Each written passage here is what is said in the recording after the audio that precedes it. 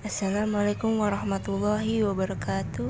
Berjumpa kembali di hari ini di podcast saya Diana Arsati dan Niken Admi Sagita. Semoga kalian yang mendengarkan selalu diberi kesehatan dan kemudahan, amin. Podcast kali ini saya Diana Arsati dan Niken Admi Sagita ingin membahas tentang strategi pembelajaran, model pembelajaran, dan metode pembelajaran dan tahapan pelaksanaan. Assalamualaikum warahmatullahi wabarakatuh. Bagaimana kabarnya Niken? Semoga selalu diberikan kesehatan oleh Allah, amin. Hari ini podcast kita ingin membahas tentang strategi pembelajaran.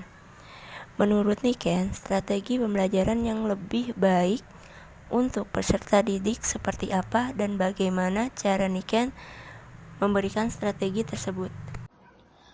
Alhamdulillah baik Kak. Jadi menurut aku, kalau strategi pembelajaran itu pastinya ada plus minusnya kan Kak. Jadi menurut aku strategi yang lebih baik itu tidak ada. Karena untuk menentukan strategi, kita harus melihat karakteristik peserta didik terlebih dahulu. Nah, strategi yang baik itu strategi yang bisa mencapai suatu tujuan belajar. Nah, banyak yang bisa diterapkan bukan? Misalnya yang aku ambil ini strategi pembelajaran kooperatif, di mana ini bisa diterapkan untuk jumlah siswa yang banyak. Nah, siswanya itu dibagi menjadi anggota-anggota kecil yang memiliki tingkat kemampuan yang berbeda. Kalau menurut kalian, strategi pembelajaran apa yang baik? Kalau menurut Dian, strategi pembelajaran inquiry. Strategi pembelajaran yang menekankan pada proses berpikir secara kritis dan analisis untuk mencari dan menemukan sendiri jawaban dari suatu masalah yang dipertanyakan, sehingga diharapkan dapat menumbuhkan sikap percaya diri. Strategi pembelajaran inquiry menempatkan guru bukan sebagai sumber belajar, akan tetapi sebagai fasilitator dan motivator belajar siswa. Dan strategi pembelajaran inquiry adalah mengembangkan kemampuan berpikir secara sistematis, logis, dan kritis, dan dapat mengembangkan kemampuan intelektual peserta didik. Menurut Niken, metode pembelajaran apa yang tepat bagi peserta didik? Jadi menurut aku dari strategi pembelajaran kooperatif, metode yang bisa digunakan salah satunya STAD, Student Team Achievement Division, di mana metode pembelajaran kooperatif learning yang paling sederhana, di mana siswanya itu dibagi menjadi tim belajar yang terdiri atas 4 orang per kelompoknya.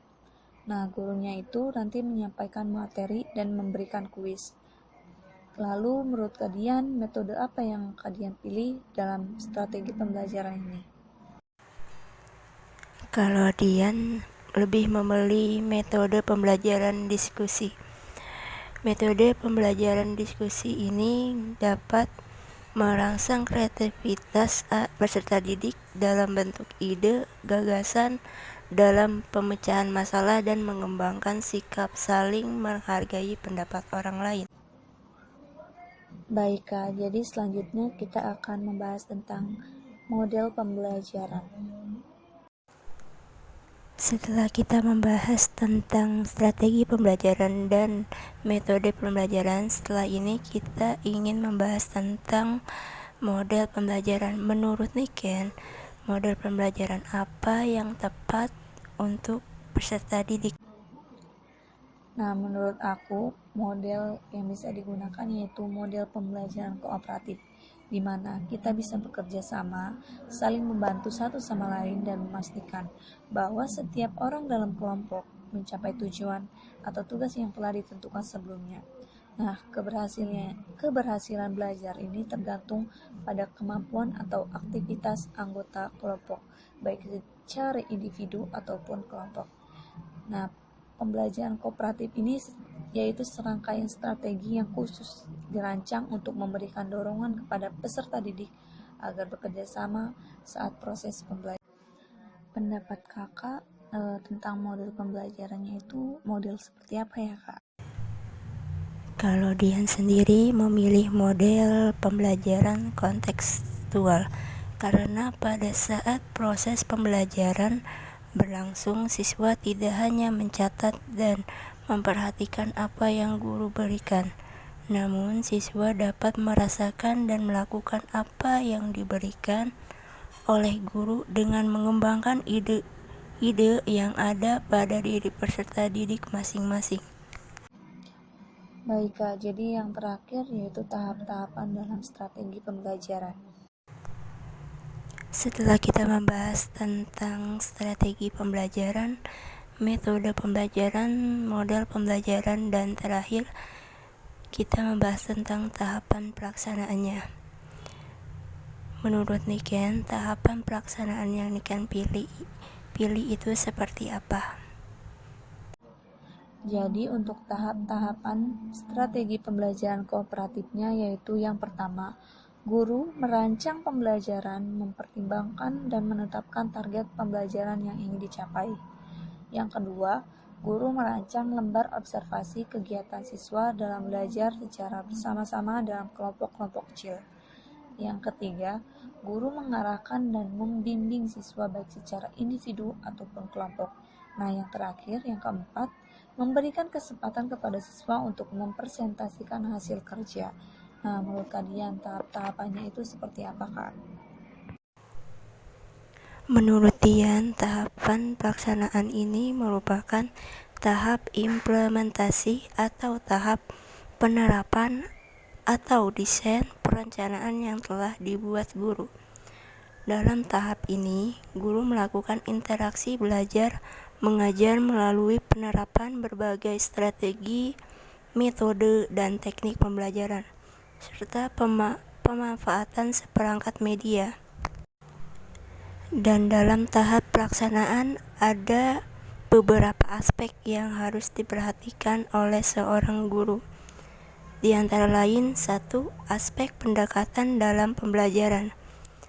Pendekatan pembelajaran terbentuk oleh konsepsi, wawasan teorik, dan asumsi-asumsi teoritik yang dikuasai guru tentang hakikat pembelajaran.